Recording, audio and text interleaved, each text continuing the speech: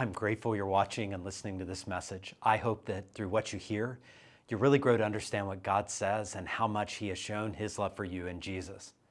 As God's Word is open, I pray that He speaks to you. And listen, if it would be helpful for you to talk to someone, please reach out. We'd love to have a conversation with you. Again, thank you for watching. You know, as a kid, did you ever do the connect the dots? The connect the dots, if you didn't, I'm sorry, you were deprived. We can maybe help you out with a little worksheet, but most of the time those are numbered, right? So you kind of trace from this number to that number to this number to this number. And something emerges, like, I don't know, it's a dinosaur or a fire truck or something begins to emerge. And I guess there is a way where you could kind of scramble it all and connect different dots and nothing's coherent. No pattern, no picture, but if you did it that way, you'd be doing it wrong. And I think a lot of life is how we connect dots. We all do it. We take the dots, and by that I mean like there are different events and different seasons, and there's jobs, and there's moves, and there's people, and there are things that turn our life, and we connect them in a certain way. We say, oh, this led to this, or this was a lot like that. And we all do that. It's part of being human.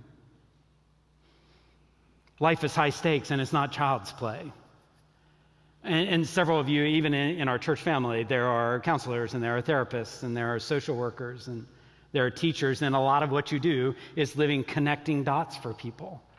But actually, all of us do this to some degree. And this is what I want you to see and to hear and really internalize today, is that how you connect dots from your past, how you connect those dots plays a major role in your present and actually how you see the future.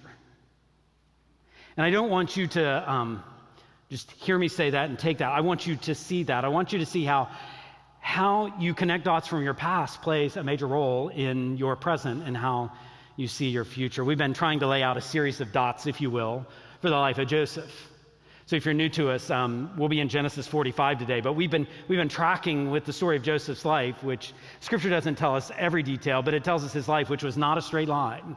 It was not a straight line. It kind of went all over the place. So if we were to take out some dots, we could do this. There's the dot of Joseph growing up in a dysfunctional family with a dozen siblings where he was dad and mom's favorite, which sounds great until you realize everybody else hates you.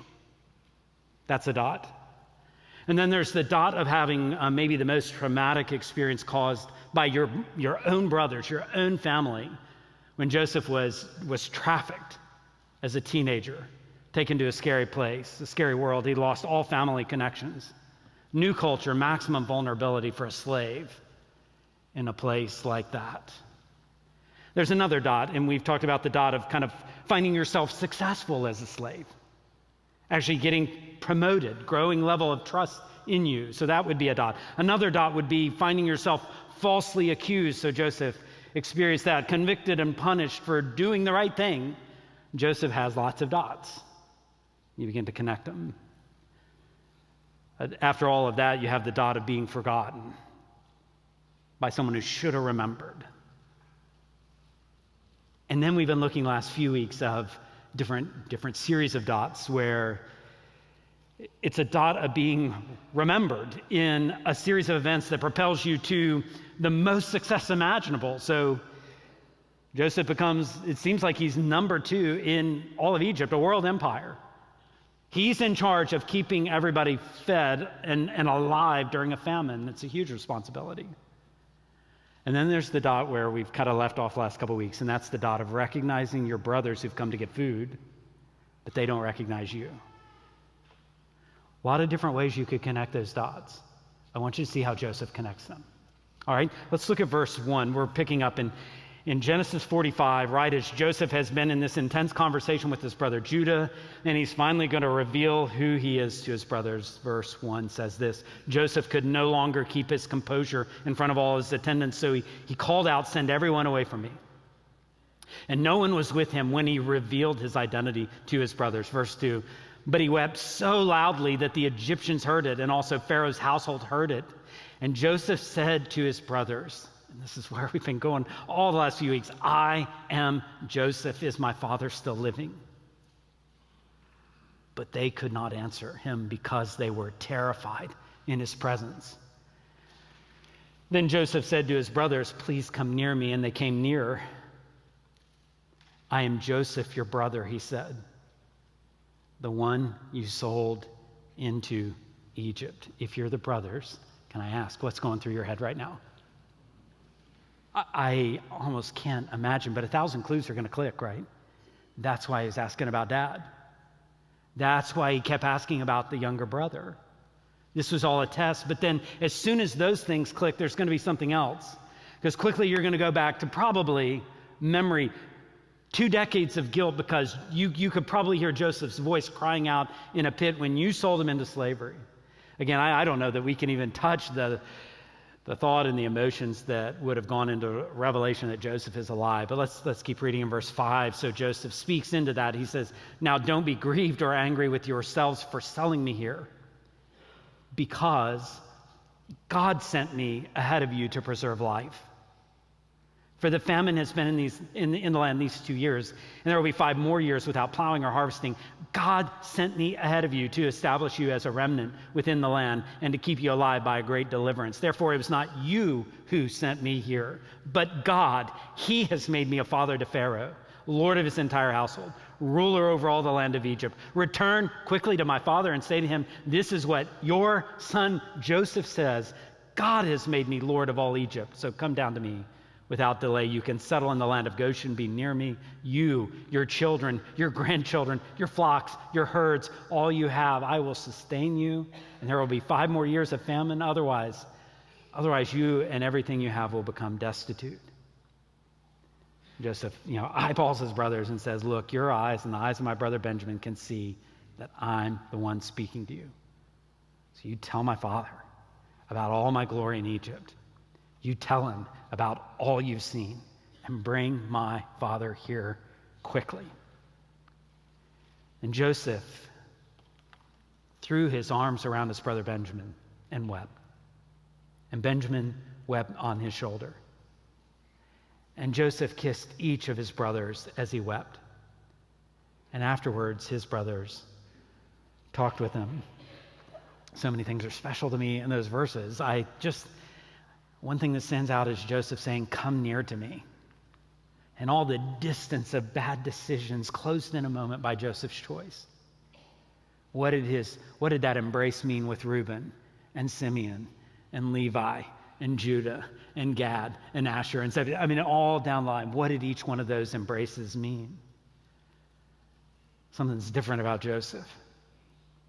Did you hear even Joseph caring about generations, your kids, your grandkids?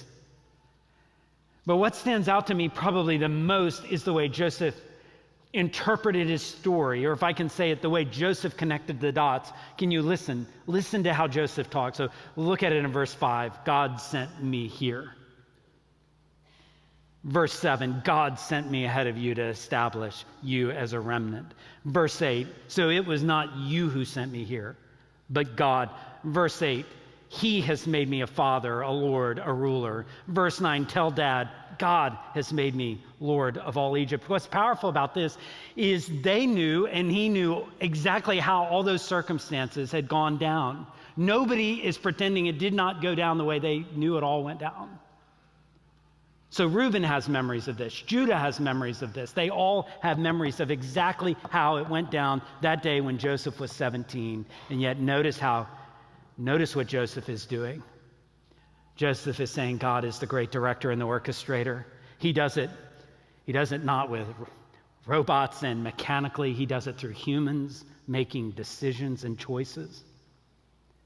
But in it all, as human and as real as it is, God is at work. When it comes to connecting the dots, here's what I want you to realize: how we interpret, how we make sense of all those connections really, really matters. When it comes to connecting the dots, this is the way Joseph interpreted it. God was working for good. So, again, we could press and we could say, Joseph, you want to reinterpret that a little bit? And I think he would say, no, I don't. I've wrestled through this. I've come to the other side of it. God was at work here. God sent me here. You go, but Joseph, that's a story of pain. That's anguish. That's doubts. That's loneliness. That's a disconnectedness. I mean, we can interpret that very, very differently, and yet notice how Joseph does. When he says, like, God sent me here to preserve your life, it's almost as if he's saying, God sent me decades ahead. God had this thing planned decades in advance, sent me here. So for this very moment, it's such a strange way, but that's saving your life right now. God cared enough about you to send me here, and they all know how he got there. God made me a father to Pharaoh. How did he even end up in Pharaoh's house? Well, to get to Pharaoh's house, well, there was the prison stop before that, and the reason why he was in the prison is because of the whole thing of Potiphar's house. I mean, notice how he's connecting these dots. Notice the lines he's drawing. Notice how he is interpreting all these connections. If this hadn't happened, well, then this wouldn't. And if this wouldn't, then this would never have happened, and he connects those dots. He plays it out. God orders, God arranges. God decided to take care of your kids, and God decided to take care of your grandkids and your great-grandkids, and he put me in the place to do it. He could have interpreted it very differently. I don't know that I would have questioned anything about Joseph's words if he would have said, I'm one resilient guy. I persevere when others would quit. I endure when others would give up. No, I think we would say, you absolutely do. But that's not the road that Joseph takes. It's mind-blowing. Here's the truth. You have a story, and you interpret it in some way. I jotted some of the dots in life that you may have had. So maybe it's the dot of the year you went through this. Or maybe it's the cancer. Or maybe it's the new friend you met. Or the marriage. Or the tumor, or the birth of kids, or the financial loss, or the church situation, or the pain, the unexpected gift, the divorce, COVID, the move, the job loss, the success, the breakup, the dementia, the joy, the infertility, the promotion, the relationship. You have dots and I have dots. How do we connect those? What was going on with each one of those? Back up a year, back up 5 years. What was going on? What did that do to you? Where was God in all of that? Is this a story of God's grace in your life? Is that the way you're connecting the dots, the way Joseph connected them? Or can I be blunt? Is it just one sorry story of everybody out to get you and everybody doing you in all the time? Is that the story? Is that the dots that you connect? Where it's just one miserable thing after another and after another. You might have been around people that's the way they connect the dots, and you want to say, no, there's a different way you could see this. But I'm asking us to hold up the mirror and go, what story do you tell yourself? How do you connect these dots? Are there going to be problems you encounter? Sure. There's going to be mistakes and poor decisions and sin and excuses, but God works through those things. When you catch a break, do you chalk it up to being lucky? You say, no, I earned that break. Or is the dot that you connect one of grace? How do you interpret? I appreciate the story of Joseph. Because as I begin to connect dots in my life, I can look at things and I don't have to pretend that wrong things weren't done. Pretend that people aren't responsible. Pretend that there aren't lingering harmful effects of tragedies. And even positively, I can see how God gave strength and gifts and success and position. I'm not even saying you'll have it all figured out, because there's some of those where you go, I'm not sure. I'm not sure how God was at work on that, and that's okay. That's okay. But when you connect the dots a certain way, you can prevent yourself from incorrectly assuming God was distant or powerless, because he's not either one of those. We shouldn't incorrectly assume God's cruel or our suffering is something like, oh, when he sees us suffering, that's when he checks out. It's not the case. It's not the case. I have this friend that whenever I talk to him, he has and it's not in an annoying way, it's actually in a really helpful way. He has a way of like reframing things in the discussion. And as he reframes them, often what he's saying, wouldn't it be just like God to have you do this so that he would down the road do this? Wouldn't that be just like the way he works? And it's so helpful to have those conversations because they reframe and they help me interpret. In a few moments, I'm going to ask you to do something with that in interpreting the dots, but kind of hold that thought as we keep reading. Verse 16, when the news, this best news of all, reached Pharaoh's palace, Joseph's brothers have come. Pharaoh and his servants were pleased, and like kind of brothers, I didn't know you had brothers. Pharaoh said to Joseph, tell your brothers, do this. You load your animals and you go back to the land of Canaan. You get your father and your families and you come back to me. And I'll give you the best of the land of Egypt. You can eat from the richness of the land. And you're also commanded to tell them, do this, take wagons from the land of Egypt for your dependents and your wives and bring your father here. Don't be concerned about any belongings, for the best of all the land of Egypt is yours. The sons of Israel did this. Joseph gave them wagons as Pharaoh had commanded, gave them provisions for the journey, gave each of the brother changes of clothes, and he gave Benjamin 300 pieces of silver, 5 changes of clothes. He sent his father the following: 10 donkeys carrying the best products of Egypt, 10 female donkeys carrying grain, food, provision for his father on the journey. So Joseph sent his brothers on their way, and as they were leaving, he said to them, don't argue on the way. And anybody who's ever been on a family road trip knows I know why he says that. I know why he says that.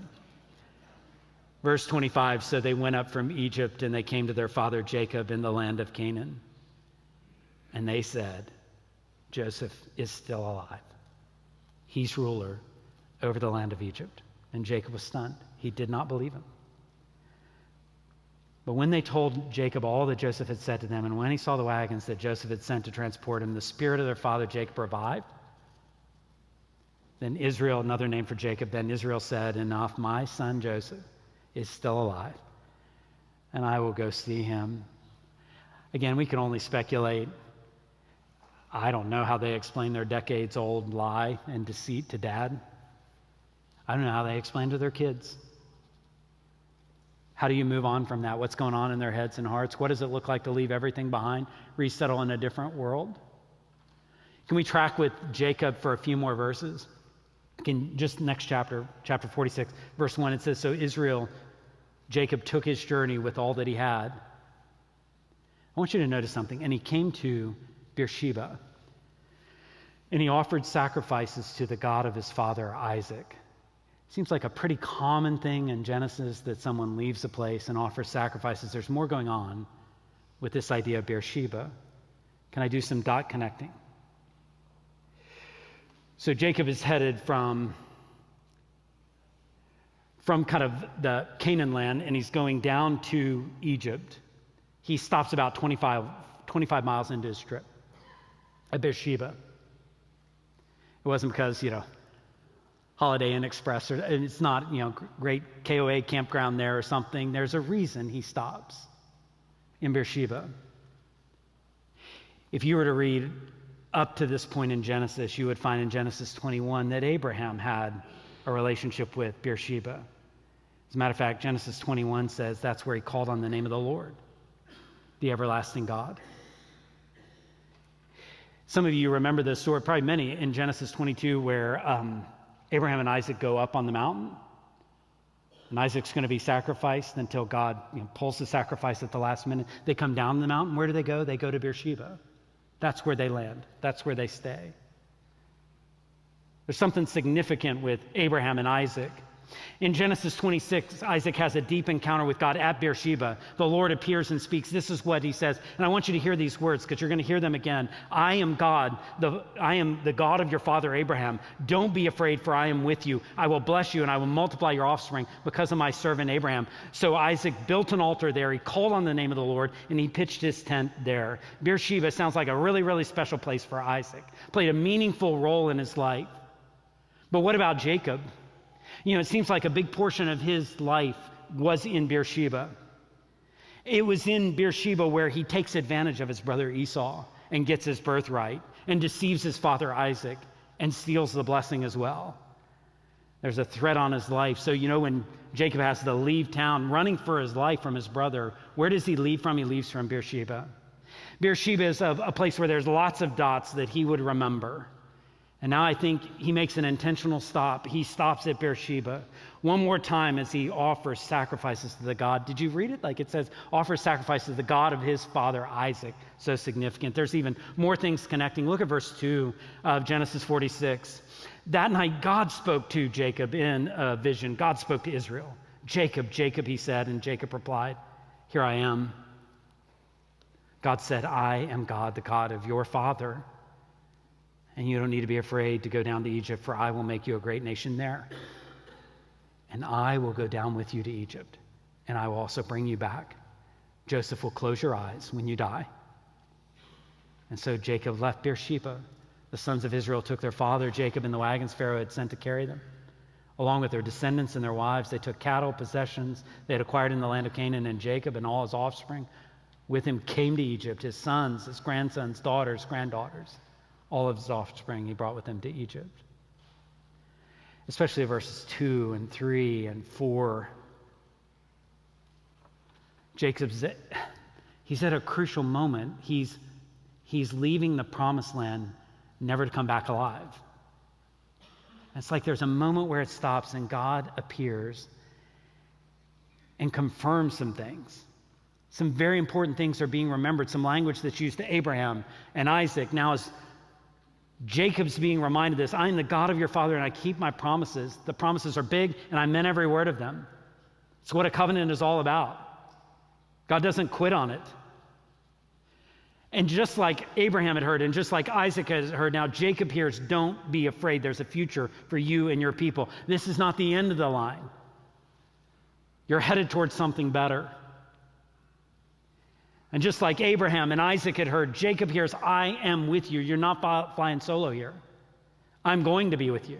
And even when your life is over, my plan is just beginning. It was good for Jacob to be reminded of God's work in his past as he stepped into a very new arena. It's like God is giving Jacob the chance one more time to rehearse the story of grace, to relive the story of grace he started in Abraham's life in Genesis 12 and through Isaac and now Jacob. I believe there are some dots that you need to come back to. There are ones where you go, I need to visit and revisit and revisit and revisit what God did here. As we connect the dots, what we rehearse really, really matters. What we come back to really matters. When I say rehearse, it's like, you do something again. A choir rehearses, an orchestra rehearses, a team rehearses. Let's run the play and kind of remind ourselves. Military rehearses, or a play or a musical that you rehearse, you go over it again and again. And I'm saying, there are things in your Christian life that you need to recognize milestones, how your life is taking shape. It's when your interpretation turns into a much bigger story. It's so good for our soul when we rehearse, this is what God's been doing. When we remind ourselves of all the ways that God has been at work. So for Jacob and his family, there's this pattern. Beersheba, and it's don't be afraid, and it's promises, and a great nation, and your descendants are going to be okay, and I will be with you. I wonder, before Jacob leaves Beersheba, does it just stabilize him? And now he moves forward. The altar, the sacrifice, God's presence, God's promises. What are those big dots for you? Surely the one that's the biggest of all is when God saved you, when God rescued you. If you don't have that dot in your life, if you have not experienced that, then today's the day.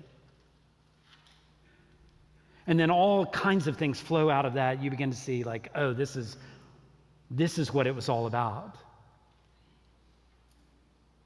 There's seasons. And I'm just saying, when you get really tense and you really get anxious and uncertain, there are things you rehearse. God has made his covenant and faithful love crystal clear. I'm his. He's mine. He's with me. He will not leave me. In the middle of a disorienting season where you're struggling to where is God's good hand? Or maybe you feel like you're giving a lot and you have no more to give. Or you feel hurt and you feel wounded. Or maybe things are clicking. You just need wisdom for the next season, and you stop and you rehearse. God did this, and then God did this, and then God did this. And this is the God I'm walking with, and he's going to walk me all the way home. You review those milestones and those encounters. We've thought about Joseph, we've thought about Jacob, but I want you to think about your own life. I'd love to give you some homework. Like, you probably can't do a full life review. You may not have time for that. But I wonder, I did this week. I sketched out 5 or 6 major kind of milestones. Just rehearse God's grace in my life. Right there, that particular season, there's just some that stand out more than others. And you begin to interpret them. What was God doing right there? What was God doing right there? And sometimes when you can't do that very well, it's really, really helpful to bring a friend in. Because maybe you're blind to all that God is working, but maybe the friend helps see, helps you interpret. Maybe it's good for you to voice that rehearsal. Do you see him as good or not so good? I'm not even sure everything's resolved. Probably it's not. There are disappointments, maybe a lot of disappointments. But maybe you've actually reached the other side where you go, I think God showed a lot of grace in the disappointments. Maybe you've reached the point where you say, that was not that great, but God has worked good out of it. I'm going to have an opportunity. I'm going to ask the deacons to prepare us to receive the Lord's Supper. I can't imagine any better Sunday to do this. Because what is the Lord's Supper but a rehearsal of a body broken for us, blood shed for us.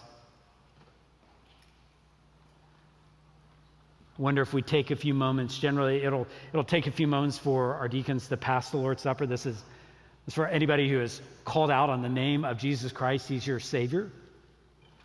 I wonder if they pass the elements, if this would be a time where maybe it's not your whole life, but you start with 4 or 5 milestones. And you begin to interpret and rehearse them. Like, Lord, you've shown me so much grace. You've been so good to me. Let's take a moment to do that. We'll do that quietly, and then hold on to your bread and your juice, and we'll take that together as a church family.